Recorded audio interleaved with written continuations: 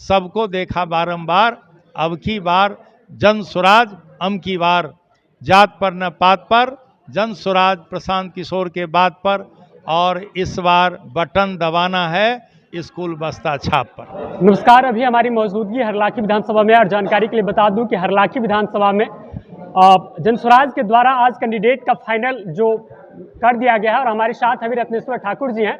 और रत्नेश्वर ठाकुर जी को एक बहुत बड़ी जिम्मेदारी जनस्वराज और जनस्वराज के प्रशांत किशोर ने इन्हें सौंपा है। सबसे पहले तो सर आपको बहुत बहुत शुभकामनाएं, और सबसे पहले ये जानना चाहूँगा, इतनी बड़ी जिम्मेदारी मिल रही है आपको, क्या कुछ कहना चाहेंगे आप?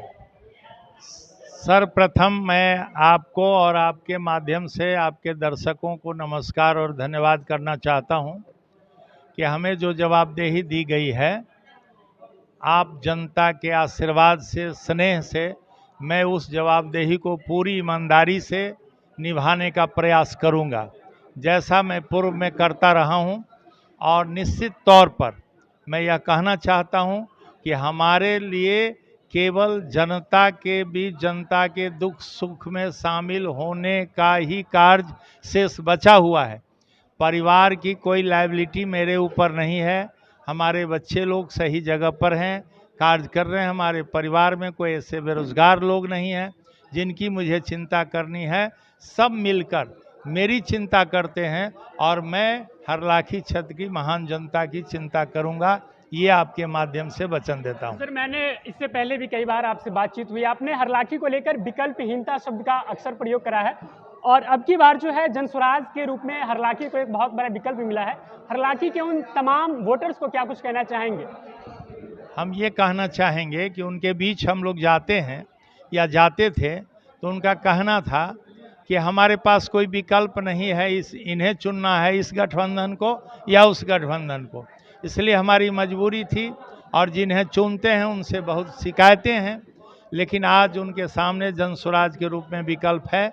और किसान, मजदूर, नौजवान, दुकानदार, बुद्धिजीवी, विद्यार्थी, सब लोग कह रहे हैं कि आज मुझे विकल्प मिल चुका है, और हम सब जनस्वराज को इसलिए देना चाहते हैं कि शिक्षित और संपन्न बिहार बनाना चाहते हैं, हम रोजगार युक्त बिहार बनाना चाहते हैं। इसीलिए सबको देखा बारंबार, अब की बार जनस्वराज अम की बार, जात पर न पात पर, जनस्वराज प्रशांत किशोर के बात पर, और इस बार बटन दबाना है स्कूल बस्ता छाप पर। हरलाखी सर विकास से कोसों दूर रहा है, हरलाखी जो है पर्यटन स्थल से जुड़ा रहा है, जैसे कि आपने बताया यहाँ का फुलहर जो है या उच्चैठ हो।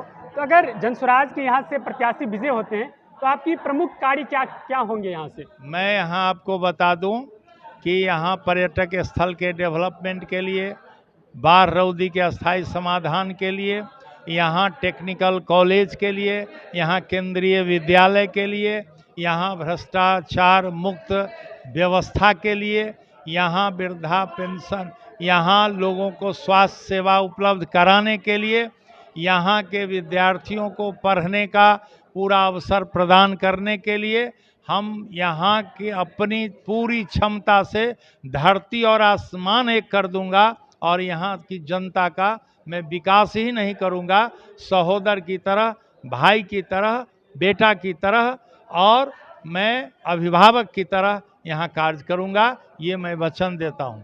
हरलाखी में सर डिग्री कॉलेज नहीं है, आप उन नौजवानों को, जो नौजवान वोटर हैं, उनको क्या विश्वास दिलाएंगे कि जब हमारी सरकार बनेगी तो सबसे पहला हमारा काम यहाँ डिग्री कॉलेज लाना होगा? मेरा यहाँ केवल डिग्री कॉलेज नहीं, एक डिग्री कॉलेज है मधवापुर में, लेकिन हरलाखी में नहीं है। हम यहाँ डिग्री कॉलेज ही नहीं, यहाँ पारा मेडिकल, एएनएम का, जेएनएम का प्रशिक्षण, मेडिकल कॉलेज से लेकर यहाँ तमाम तरह के कौशल विकास केंद्र से लेकर, और शिक्षा, नेतरहाट स्तरीय शिक्षा जो हमारे नेता का पहला संकल्प है, उसे यहाँ उतारने के लिए हम पूरी क्षमता से, कोई कसर नहीं रखेंगे। जनस्वराज के नेता हम लोग धरती और आसमान को एक कर देंगे, लेकिन यहाँ की जनता के लिए हम लोग जो भी संभव होगा वो करेंगे।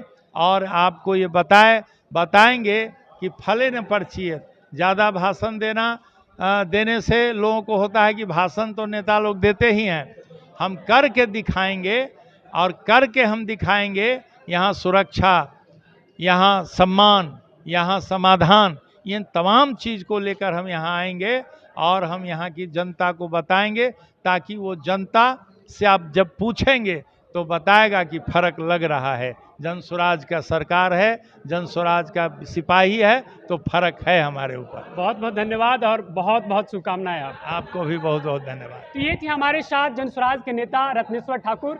और जानकारी के लिए बता दूं कि जनस्वराज ने हरलाखी विधानसभा से इनको एक बहुत बड़ी जिम्मेदारी सौंपी है और हरलाखी विधानसभा से जनस्वराज के उम्मीदवार है।